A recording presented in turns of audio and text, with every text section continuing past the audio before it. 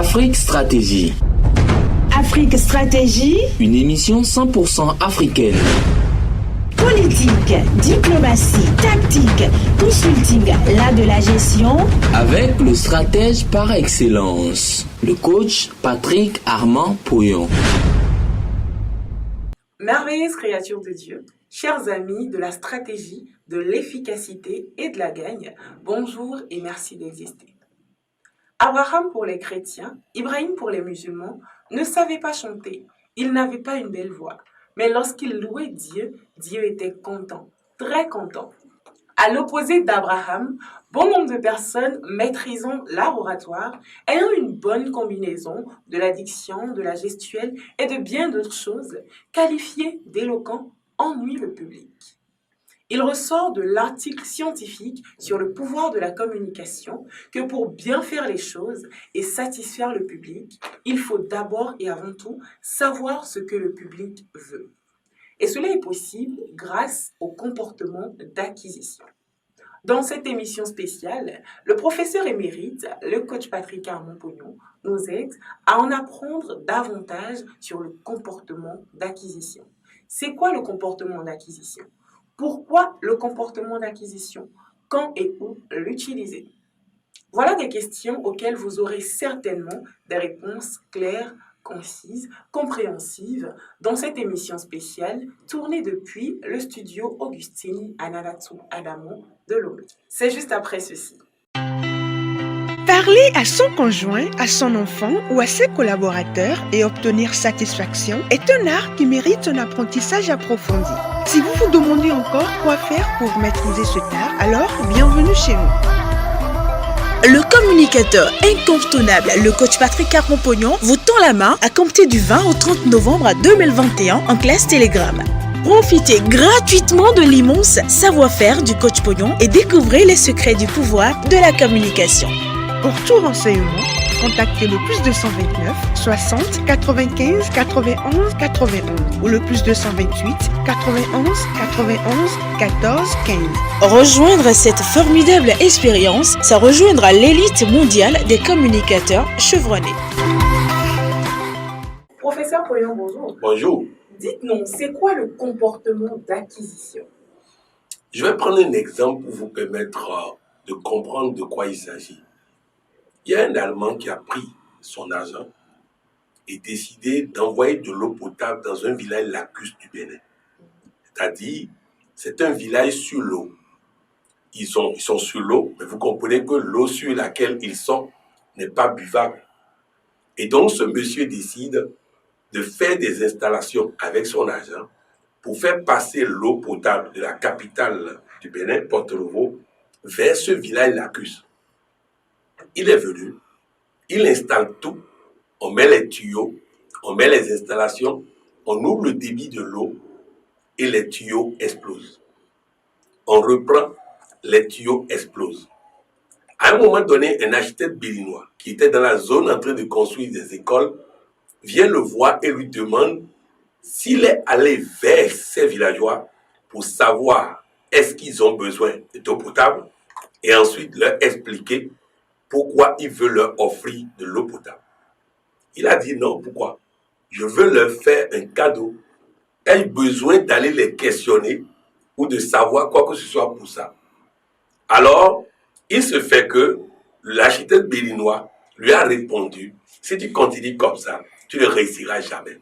Ce monsieur décide donc, par curiosité, d'appliquer le comportement d'acquisition et de suivre cet architecte qui allait vers les chefs du village pour leur demander pourquoi l'eau n'arrive pas, pourquoi le tuyau explose. Et le chef du village lui explique, nous ne pouvons pas laisser quelque chose venir chez nous sans savoir ce qui vient. C'est pourquoi nous l'avons empêché. Alors qu'est-ce qu'il faut faire maintenant? Il dit, maintenant que vous avez expliqué et qu'on a compris, on va faire les choses qu'il faut et le tuyau va passer. Effectivement, le tuyau est passé. Il manquait à ce monsieur généreux qui a la volonté d'aider cette population un comportement d'acquisition. Je vais donner un deuxième exemple avant de clôturer et de vous répondre. Il s'agit du Burkina, où une ONG qui a pour mission de donner de l'eau potable est allée dans un village dans le but de donner de l'eau potable parce que les femmes doivent faire 10 km avant de trouver de l'eau potable. Les femmes ont refusé, qu'ils ne veulent pas de l'eau potable dans le village. Ils sont donc revenus et ils ont déclaré que ces femmes sont bêtes et qu'il vaut mieux passer à un autre village. Une autre dame qui travaille dans cette structure et qui a un comportement d'acquisition a demandé si on lui permet d'aller rencontrer ces dames, soi-disant bêtes, pour les écouter. On l'a autorisé, elle est allée sur le terrain. Elle a demandé simplement aux dames, pourquoi refusez-vous d'avoir de l'eau potable? Et les dames disent, nos maris ne nous respectent pas. Ils nous piétinent, ils nous écrasent. Le seul élément de chantage que nous avons pour avoir un peu de considération, c'est le fait qu'ils ne peuvent pas faire 10 km eux-mêmes pour avoir de l'eau. Ils ont donc besoin de nous pour avoir de l'eau. Mais si vous mettez l'eau potable dans la cour du village, ils n'auront plus besoin de nous pour prendre de l'eau potable. Ils vont nous écraser. Alors si vous ne nous donnez pas un autre élément de pression sur eux, nous refusons l'eau potable, qui est le seul élément de pression que nous avons sur ces gens-là. En fait, pour répondre à votre question, le comportement d'acquisition consiste, avant de jouer les généreux, les je suis intelligent, les je vais tout leur donner, de se demander en fait, ils ont besoin de quoi. Donc il faut d'abord écouter l'autre pour comprendre son besoin avant de pouvoir vouloir ou tenter de satisfaire son besoin. Le comportement d'acquisition, c'est aller vers les gens pour les écouter avant de se mettre à faire beaucoup de choses inutiles pour eux. Pourquoi le comportement d'acquisition et dans quel cadre l'utiliser? Vous avez déjà compris dans ma première définition un peu de pourquoi le comportement d'acquisition. Le comportement d'acquisition parce que il ne sert à rien de faire trop d'efforts dans la mauvaise direction. Il ne sert à rien de faire beaucoup pour quelqu'un qui n'a pas besoin de ça. Alors si je sais exactement ce dont il a besoin, je peux savoir exactement ce qu'il faut faire pour qu'il soit content, pour qu'il soit satisfait. Dans quel cas utiliser ça? C'est dans tous les domaines de la vie. Dans tous les domaines de la vie, nous avons besoin du comportement d'acquisition. Je vous donne un exemple très simple.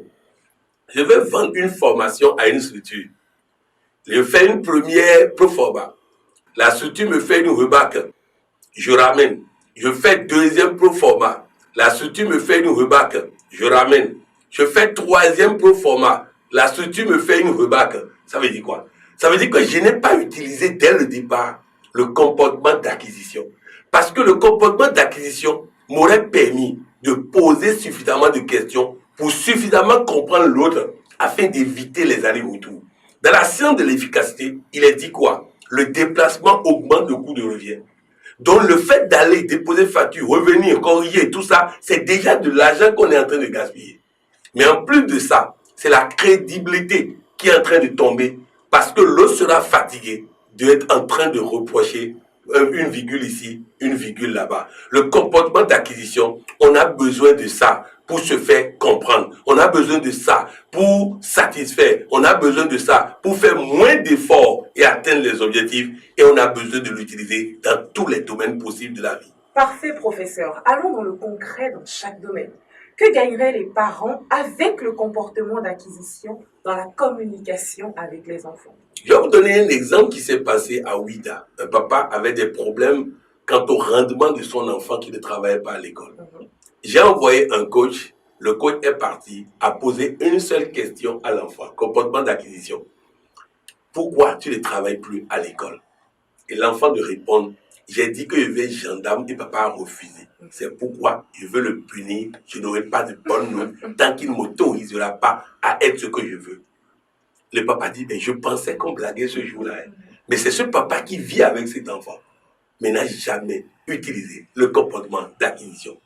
Un autre enfant, son père lui demande, pourquoi tu ne travailles pas à l'école? Et l'enfant de répondre, je ne travaille pas à l'école parce que le maître a dit que si on veut être ministre, on n'a qu'à travailler à l'école. Je ne veux pas être ministre, donc je cesse de travailler pour qu'on ne m'oblige pas à être ministre. Si on n'utilise pas le comportement d'acquisition, on va multiplier les répétiteurs. On va faire beaucoup de dépenses inutiles. Un beau jour, on va dire à cet enfant, malgré tout ce que je dépense pour toi, mais la bonne réponse qu'il aurait pu donner si on ne l'avait pas appelé ça impolitesse, c'est est-ce que je t'ai demandé ça? Si vous prenez Richard Branson est la 12e personne la plus riche de la Grande-Bretagne. Mais ce jeune homme, ce monsieur aujourd'hui, ce père aujourd'hui, lorsqu'il a été à l'école, il a échoué. Son père l'a fait recruter dans son entreprise, ça n'a pas marché. Il a créé des entreprises pour lui, ça n'a pas marché. Et il a tout fait sans le comportement d'acquisition. Un beau matin, maintenant, il demande à son enfant, toi, tu es un échec. Qu'est-ce que je peux faire de toi? Et l'enfant dit non. J'ai toujours échoué dans ta vision, pas dans la mienne. Alors laisse-moi partir de chez toi sans aucun franc et je serai plus riche que toi. Le maman dit quoi? Ce bon arrière là. Et la maman dit laisse-le partir. Il est parti. Il est devenu la 12e personne la plus riche de la Grande-Bretagne. Son père n'était pas cité parmi les plus riches de la Grande-Bretagne. Alors si nous n'utilisons pas le comportement d'acquisition avec les enfants, nous allons toujours jouer je connais. Nous allons toujours jouer je sais ce qui est bon. Et tout ça, résultat, nous allons envoyer nos enfants dans le mur comme nous sommes allés dans le mur. La plupart d'entre nous, nous avons réussi quoi dans notre vie? Et nous voulons utiliser les mêmes certitudes qui nous ont fait échouer pour faire échouer nos enfants. Parce que nous refusons de les écouter. Écouter les enfants, c'est appliquer le comportement d'acquisition. On comprend de mieux en mieux. Que peut le comportement d'acquisition dans le système éducatif? Ah, beaucoup. Beaucoup. Si l'enseignant, le maître, pouvait demander à l'élève pourquoi il ne travaille pas, l'élève allait lui répondre parce que ton cours m'ennuie, parce que je ne me sens pas à l'aise. Et ensemble, ils auraient trouvé les voies et moyens pour rendre ce cours intéressant, rendre ce cours agréable. Si le maître avait fait l'effort de comprendre l'élève, il aurait créé avec cet élève une relation de partenariat. Bref, le comportement d'acquisition n'est pas un choix dans le système éducatif. Il est la seule façon de réussir le système éducatif. Coach Pognon, est-ce que vous utilisez le comportement d'acquisition dans le coaching? Oui, il y a deux questions en une seule. Il y a moi, il y a le coaching. Parce que bien qu'étant coach, il faut dire que c'est un travail de tous les jours que de confondre notre identité à l'identité du coach. Alors d'abord, dans le coaching, il n'y a pas de coaching sans comportement d'acquisition. C'est pourquoi des coachs bien formés échouent souvent dans le coaching parce qu'ils ne veulent pas désapprendre pour apprendre et acquérir le comportement d'acquisition. Je vais vous expliquer, vous allez comprendre. Le comportement d'acquisition est le point de départ du coaching, puisque la première question à poser dans le cadre d'un coaching, c'est de quoi allons-nous parler? Qu'est-ce qui fait que tu es là? Tu veux quoi de moi? Qu'est-ce que tu veux vraiment? Est-ce que tu penses que je peux le faire? Comme toi-même en réfléchissant là, qu'est-ce que tu as trouvé déjà comme solution que je peux aider à canaliser? Vous voyez, ça vient de la personne. C'est la personne qui te donne les solutions. C'est la personne qui me donne le chemin. Je vais vous donner un exemple. Il y a quelques jours de cela, je vous ai dit que j'ai quitté le triangle dramatique et qu'on ne vient plus me voir pour se plaindre de quelqu'un. Voilà une dame qui est venue me voir, qui se plaignait de son mari. Je l'ai écoutée et j'ai appliqué le coaching en évitant le triangle dramatique. Et donc, cette dame a fini par accepter de se prendre sur elle-même, de supporter la situation et de s'en sortir. Quelques jours après, elle me raconte une situation invraisemblable. Je ne crois pas qu'un homme puisse faire vivre ça à son épouse. Je ne crois pas. Alors je lui ai répondu, je ne suis pas dans la maison. C'est toi qui es dans la maison. Si ce que tu dis est vrai, alors fais ce que tu estimes être bon pour toi et Dieu sera d'accord avec toi. Autrement dit, tout en lui disant, ne reproche rien à ton mari, je ne vais pas l'obliger à vivre ce qu'on ne peut pas vivre, ce que moi je ne vivrai pas. Mais de la même manière, ce n'est pas à moi de lui dire. C'est pourquoi je lui ai dit, comme je ne suis pas sûr que ce que tu me dis là, je peux me fier totalement à ça, je voudrais que tu te bases sur ce que tu sais pour prendre la décision qui est la bonne pour toi. Donc, le comportement d'acquisition, vous voyez, quand on voit le code Pognon, et ça fausse dans mes communications avec beaucoup de personnes, je travaillerai à améliorer ça. On se dit, bon, c'est le code Pognon, il connaît tout, il est intelligent, il a des relations, donc il va chercher à avoir raison. Ça fait que tout ce que je dis est biaisé. On ne m'entend pas tel que je le dis, mais on entend autre chose. On ne m'entend pas dans le questionnement, on m'entend dans il veut me piéger. Alors que non, c'est le comportement d'acquisition qui fait que comme Socrate, je pose des questions, on ne peut plus bête et j'attends les réponses. Je vais vous donner des exemples très simples. Mon fils m'envoie un message, un audio, et me demande qui a créé Dieu. Il est venu de quel village?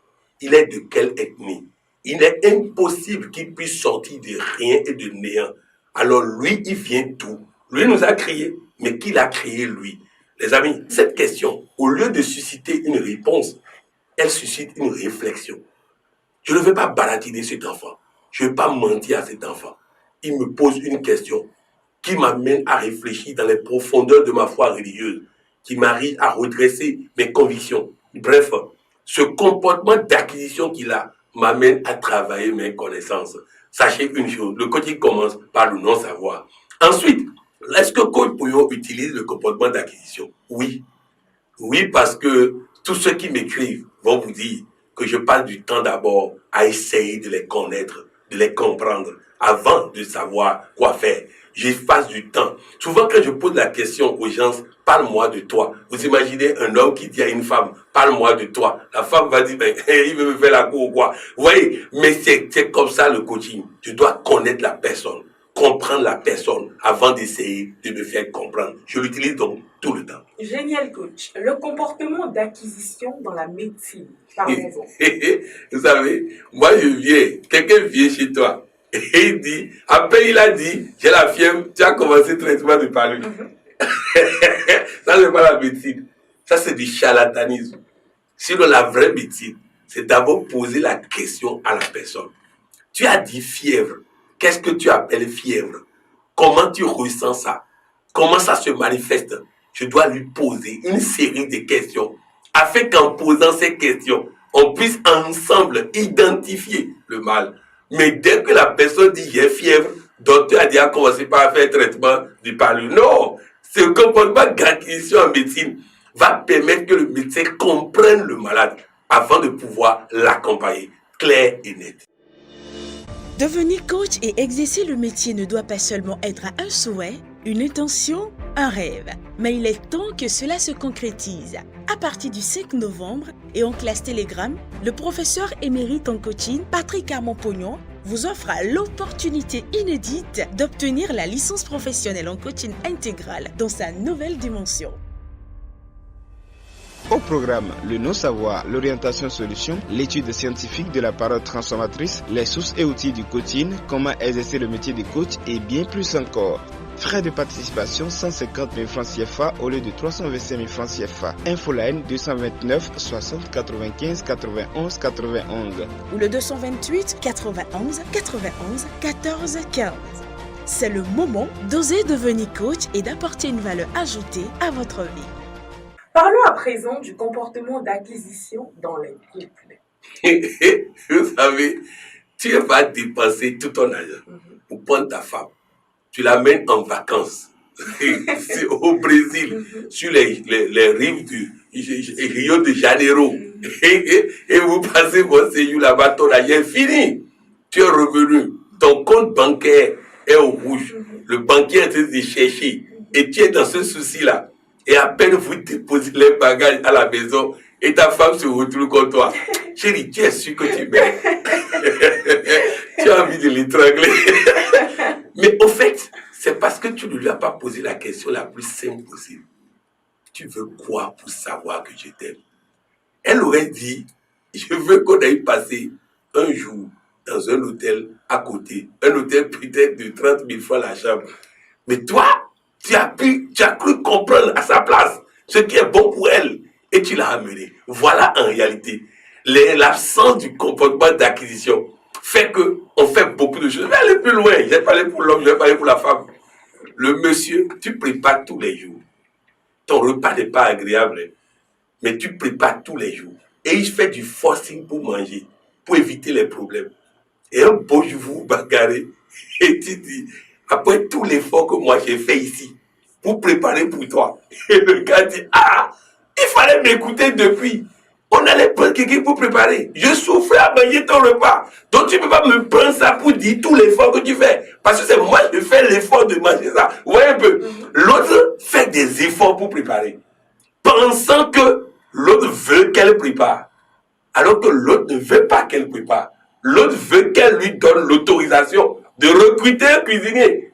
Mais elle fait l'effort, pensant être en train de satisfaire l'autre. Vous comprenez que dans les couples, beaucoup de bagarres sont dues au fait qu'on fait trop d'efforts dans le mauvais sens pour l'autre et on pense. Il y a des femmes qui ne dorment pas. Elle a sommeil, mais elle ne dort pas sous prétexte que son mari veut faire l'amour tous les jours. Elle n'a jamais posé la question. Résultat, elle reste éveillée jusque tard. Le mari rentre, le mari se sent obligé de faire l'amour parce que madame est restée là à attendre. Donc les deux font des efforts dans le mauvais sens. Alors que si chacun restait dans son naturel, il serait plus heureux. Donc c'est pour dire, le comportement d'acquisition dans un couple, non mais si vous n'avez pas ça, vous allez vous fatiguer, vous épuiser et l'autre se sent encore frustré parce que vous faites exactement le contraire de ce qu'il veut. Et en ce qui concerne la politique, en quoi le comportement d'acquisition peut être utile? Vous savez, quand vous prenez nos chefs d'État un peu partout en Afrique, vous allez constater qu'ils sont très impopulaires. Très impopulaires et c'est à coup de milliards, à coup de trucages et autres qui réussissent à se faire réélire. Pourquoi? Parce qu'il faut beaucoup d'efforts sans demander à la population ce que la population veut. On a demandé à l'université d'Abomey-Calavi au Bénin de faire une étude pour définir la pauvreté au Bénin. Alors, ces professeurs-là ont débarqué sur le terrain. Première question, comment on peut définir votre pauvreté? Et la population de leur répondre, qui est pauvre? Ils disent, qui est pauvre? Toi, tu es obligé de courir tous les matins. Tu te réveilles à 5 heures pour être au boulot à 8 heures. Et tu dis que toi, tu es riche. Nous, on est libre. Libre d'aller au champ quand on veut. Libre de vivre. Et tu parles de pauvreté. Alors, il fait le tour et il se rend compte que c'est l'arrogance qui fait que nous, on reste à la capitale et on dit que les autres sont pauvres. Les amis, je vais profiter rapidement pour vous dire ceci. La pauvreté qui est en France n'est pas en Afrique. La pauvreté qui est aux États-Unis n'est pas en Afrique. Personne en Afrique ne va uriner. Les gens vont uriner. Mais on est obligé d'attendre que quelqu'un chie d'abord avant de chasser l'eau pour éviter de payer facture d'eau. C'est ça, là, vous avez ça en Afrique? Non, les amis. Cette perception, allez vers les gens. Allez vers les gens et vous allez comprendre qu'en réalité, nous nous trompons tous les jours parce qu'on n'a pas ce comportement d'acquisition. Si nous pouvons aller vers les gens pour poser des questions, vous comprendrez que votre parent au village est plus riche que vous. Vous avez récemment engagé vos collaborateurs à appeler tous ceux qui ont suivi au moins une fois vos formations à Lomé et à Cotonou. Des dizaines de milliers de personnes. Est-ce le comportement d'acquisition? Et si oui, quelle est la suite? Oui, c'est le comportement d'acquisition parce que j'ai dû faire un entretien. D'abord, j'ai choisi certains de mes collaborateurs qui vont m'écouter. Qui vont m'écouter et qui ne vont pas jouer tellement le jeu qu'on est, qui ne vont pas appliquer ce que j'ai dit. Ensuite, j'ai fait un entretien avec eux pour bien expliquer ce que je veux. Pour le moment, je veux d'abord que les uns et les autres me disent comment ils passent ces moments, de quoi ils ont besoin. Ça me permettra de savoir comment les satisfaire. C'est très important. Il est important que nous puissions comprendre les gens et ne pas faire les erreurs du passé. Je crois que certains parmi eux ont même fait une relation désormais avec les gens qui communiquent avec eux, qui expriment des besoins. Besoin de tourner sur ceci, besoin de tel document, besoin de ceci. Donc à ce niveau, il y a un objectif qui a été atteint. Mais au-delà de ça, il faut continuer pour cerner le besoin. Pour le moment, je suis en train de cerner un besoin de renforcement, de recyclage. Beaucoup de coachs que j'ai formés dans le temps, qui ont perdu le contact avec la base, ne savent pas que le coaching n'est plus le même. Et donc, il va falloir penser à un recyclage. Il y a certains qui n'étaient pas coachs, qui expriment le besoin de devenir coach. Donc, bref, il y a un travail qui se fait pour comprendre les gens, comprendre leurs besoins et pouvoir y aller. Je vais vous donner un autre. Certains ont dit, par exemple, lorsque vous n'êtes pas présent, on ne vient pas à cause du fait que vos collaborateurs, parfois, n'arrivent pas à nous satisfaire en termes de messages et autres. Ce n'est pas les techniques d'animation qui manquent, mais le comportement d'acquisition. Parce que si je viens en tant qu'orateur et que je ne sais pas ce dont les autres ont besoin, je vais faire un très bon discours brillant, Mais est-ce que c'est ça qu'eux, ils veulent en venant sur place? Donc, ça m'amène au sommet mondial à prévoir, par exemple, un certain nombre de modules pour permettre aux coachs de pouvoir élever encore leur standard en termes de communication. Ça veut dire qu'il y a une licence et donc un renforcement en coaching intégré? Oui, parce que le mois de novembre, j'ai réfléchi beaucoup. Il y avait prévu un recyclage des auditeurs conducteurs des référentiels EQR. Il était prévu beaucoup de formations, mais j'ai opté finalement pour faire une licence en coaching intégral qui permet à ceux qui ne sont pas encore coach d'être coach, à ceux qui étaient coachs et qui ont besoin de recycler leurs connaissances, Mais au-delà de ça, nous allons faire en sorte que nous puissions apporter notre contribution pour que les coûts soient plus bas que d'habitude. Nous allons donc subventionner cette formation. Nous allons faire en sorte que le mois de novembre soit utilisé pour une licence en coaching intégral qui permettra aux nouveaux d'être coach compétents, mais aux anciens de recycler leurs connaissances pour être à même de faire autant ou plus que le coach bouillon. Votre exhortation et mot de fin. Je voudrais terminer en disant que vous avez vu dans cette émission, il était impossible de définir complètement le comportement d'acquisition dans chaque domaine.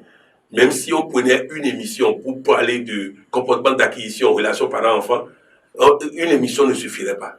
Nous prenons encore une émission pour parler de comportement d'acquisition, relation au couple, ainsi de suite, ainsi de suite. Nous n'avons même pas abordé le comportement d'acquisition dans le cadre professionnel. Nous n'avons pas abordé le comportement d'acquisition dans bien de domaines.